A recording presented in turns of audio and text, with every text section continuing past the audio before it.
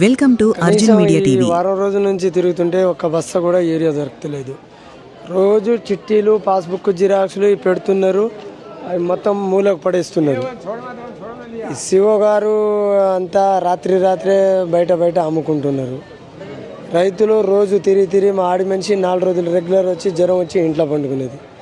కొడుకు పేరు మీద ఉంటే మీ కొడుకు ఉండాలంటారు. ఆ కొడుకు పోయి ఆయన ప్రైవేట్ జాబ్ చేస్తాడు, నీ బస్తాలు లేకునే లేదు, నేనైతే ఇంటికి రానని ఆయన బాధపడుతున్నాడు. ఎట్లా మరి మేము ఉన్నది 3 ఎకరాల పత్తి ఉంది, 6 ఎకరాల పొలం ఉంది. ఇప్పుడు దాకా ఒక బస్తా కూడా దొరకలేదు. ఊరియా లేకుంటే ఎట్లా నానో ఊరియా కొట్టాలంటే ఆ నానో ఊరియా రిజల్ట్ వస్తలేదు. చాలా రైతులకు చాలా ఇబ్బంది అవుతుంది ఈ ప్రభుత్వం.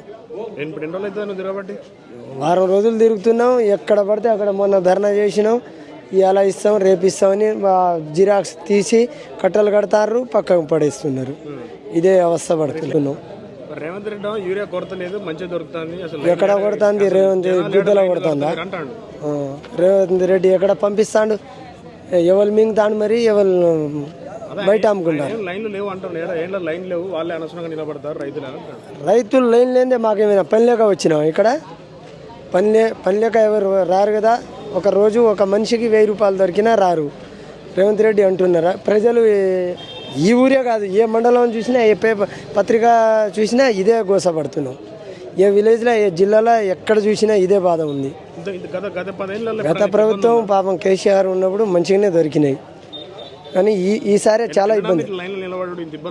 అప్పుడు ఒక 10 సంవత్సరాల కింద వచ్చిన ప్రభుత్వం మళ్ళీ ఇదే ఇబ్బంది పడుతుంది. ఏం లేదు, మంచిగానే దొరికినాయి గిన్ని రోజులు.